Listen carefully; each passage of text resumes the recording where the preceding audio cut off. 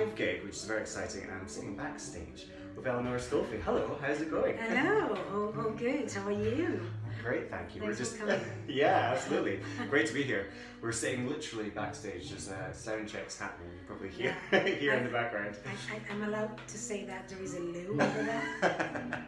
Absolutely, yeah. This is real life backstage. We were sitting in the actual venue for a moment, but then the sound checks had to happen. But yeah, how is it feeling for you before going on show? Well, you know, at this time I feel kind of excited and nervous at the same time. I guess it's okay. That's why I have a beer in my hands. No, it's great. It's great to be here. This is kind of a cool venue. So, and we managed to sell quite a few tickets tonight. So it's going to be cool. Amazing. Yeah, well done. So yeah, good for music on Sunday night. So we're in October, Sunday evening. I think it's going to be a nice little spot for some live music. Have you been seeing many gigs yourself recently, or is this like first bit of live music for you as well? Well, this is really the first one where I'm going to present the whole EP that is going to be released very soon. So there are songs that people, you know, haven't heard yet, which is great because I'm kind of curious about the feedback and what's going to happen. So yeah, so this is the second one really. I have a few things in the pipeline. Oh, amazing, great. So before we get into that, you can tell us all about the release and everything. What do we need to know about you? So musician, how long you've been doing it, what kind of got you to this spot on your musical journey? Right, I think I was a toddler when I started. Yeah, and then in high school I started with a band, you know, everyone kind of start from there. But this one specifically is, this project is an Italian one, and I started a new EP during the pandemic. And this is the result of me winning a competition in Italy. You need to stop me if you don't want me to unveil too many things, because you know, just start and it's kind of, I'm very chatty. No, do it. Right. So and then yes, I was like, after an album in English, which is on Spotify and all the other platforms, I was like, okay, I think this is the right time for me to go back to Italian and try this out. Because people really enjoyed the song, that won the competition, and gave me the opportunity to kind of have more visibility in Italy. So yeah, why not? And the competition. Can I ask about this? So I know a little bit because, so I was just saying to you before, so I did spend a bit of the summer in Italy, which is very nice.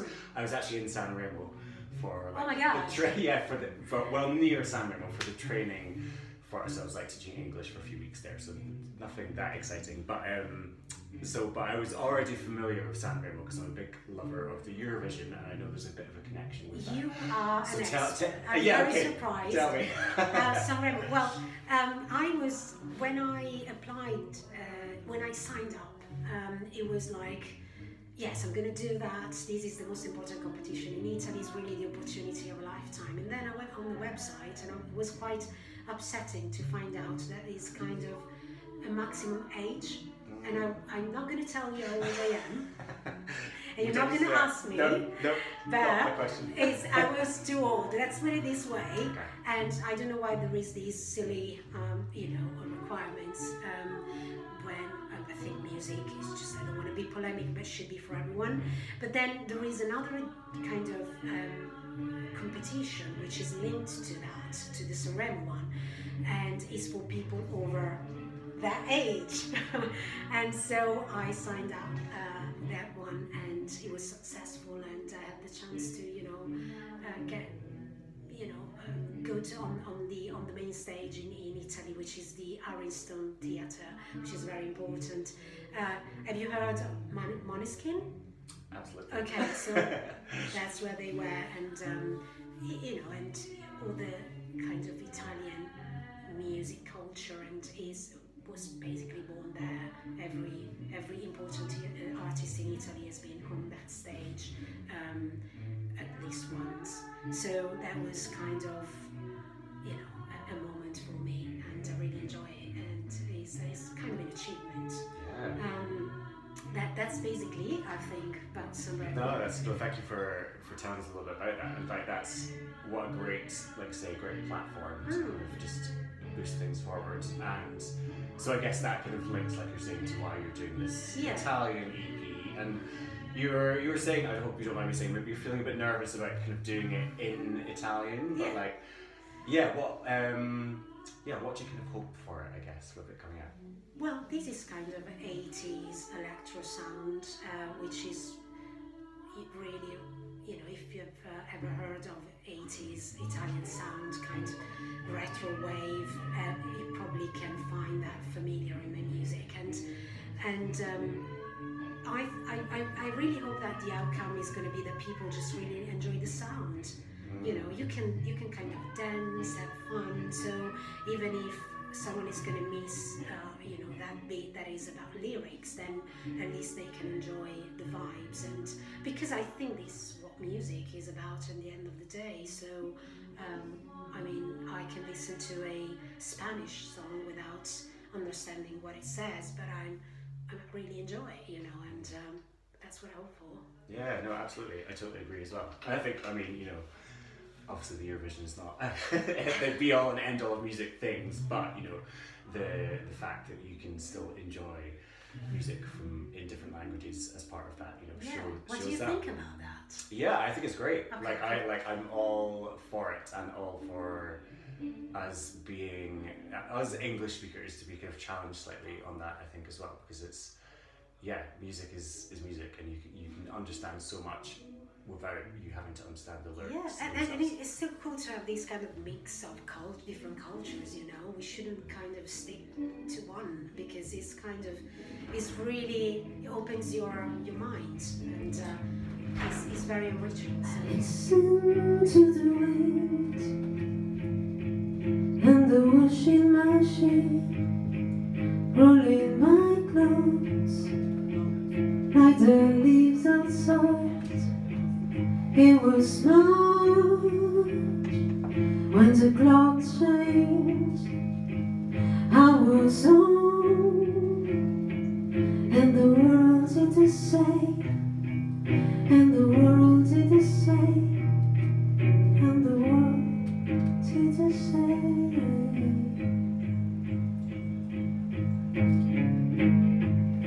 I listened to my belly rambling, I know, when on a normal day I'll be busy, and imagine you too, and imagine you too, and imagine you too. I'm okay, just wondering, it's today, maybe someday. I'm okay, because I feel that the time is what we want it to be. I'm okay, even if you're not with me.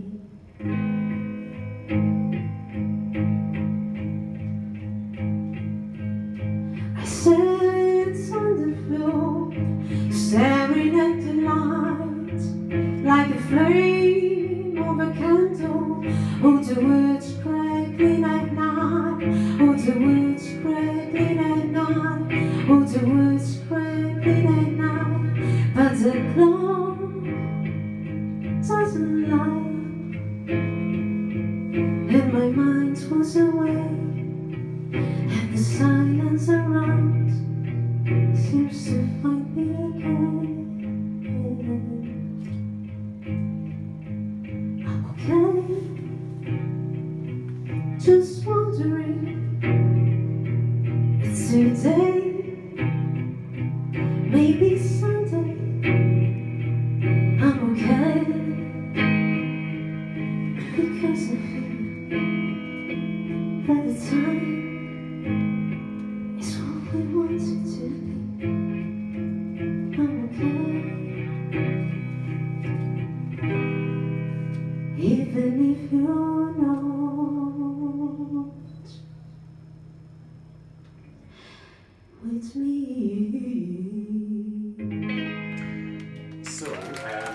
in my podcast, I'm celebrating music in general, kind of along the pop route, but also I feel like pop can cover many things. But I guess also celebrating queer artists as well. I wonder what your kind of your feeling is towards sort of queer music and queerness as a thing, as a genre, and how that maybe influences you, or maybe it doesn't at all. No, I think that it really influences me because I just came out as non-binary, and I'm a lesbian, and this EP is about that as well. So it's kind of an inner journey, and it tells you about splitting up in a relationship that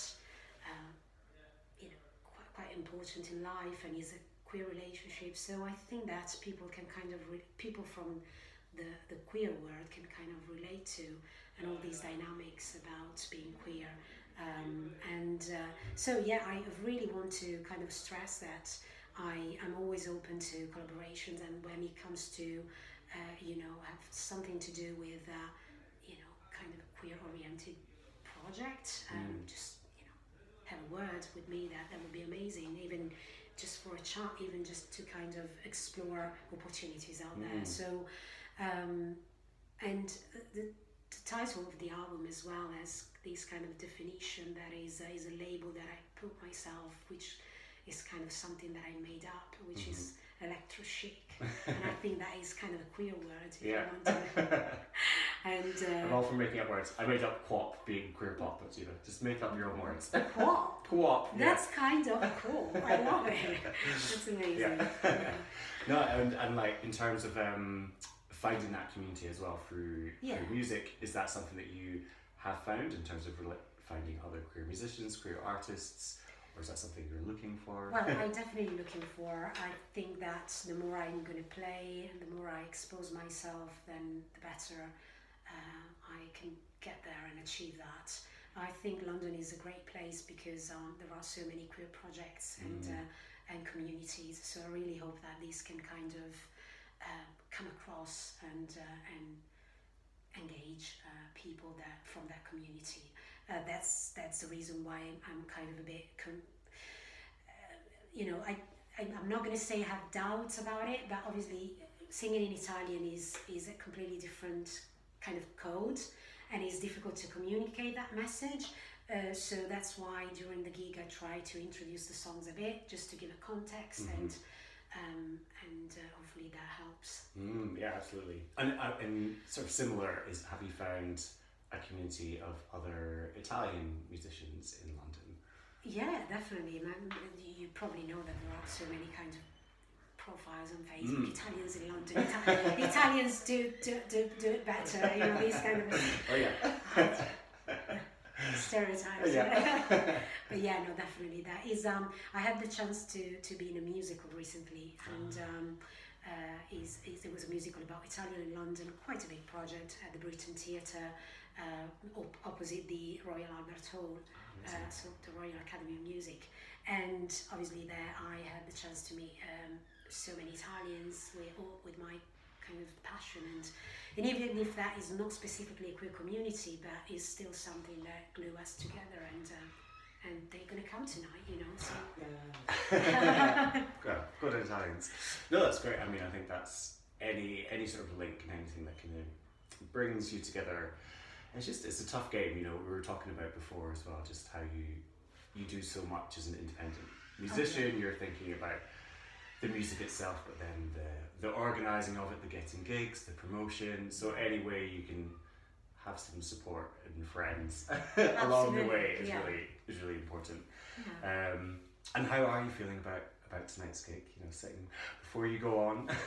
Well, I really hope that I just have fun, because sometimes I think that, I don't know whether that happens to you as well, but sometimes you're very focused. I'm kind of a perfectionist, so you're very focused on what can go wrong, and you miss that part that is basically, what brings us here, and which is having fun. That is, the reason why we do art and we are creative, and I really hope that, just to really have fun and kind of being able to communicate with people what I feel, and they're gonna kind of get that from me.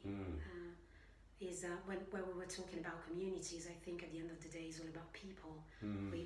Well, I mean, I'm absolutely, as a non-binary, I think that being able to identify yourself at some point in your life, or maybe not, just kind of fluidity, that's amazing. But I think that even if we obviously have these labels that really help people to come out and be more relaxed about what they are, but we shouldn't forget that we're all human beings, right? Yeah. So absolutely. yeah. And I think music's always such a good vehicle for Absolutely. any of that stuff and bringing those messages through as well. So yeah, well, I'm super excited to see you perform. I was going to say as well, is this what you're wearing for the No, gig? I'm not going to be like that. Come on, man. And I was like, because I was going to say it's very 80s. That is very 80s, yeah. And I'm gonna wear something a bit more like red, because I had something for red colour, and yeah, I'm gonna wear something. It's my, I don't know, I don't want to say it. It's my lucky colour. Well, it is a very lucky colour. It is, yeah. I think it's very powerful. Yeah. Okay, cool. Okay, so we'll wait for the reveal of that. Oh, dear. No pressure, right? Absolutely no pressure.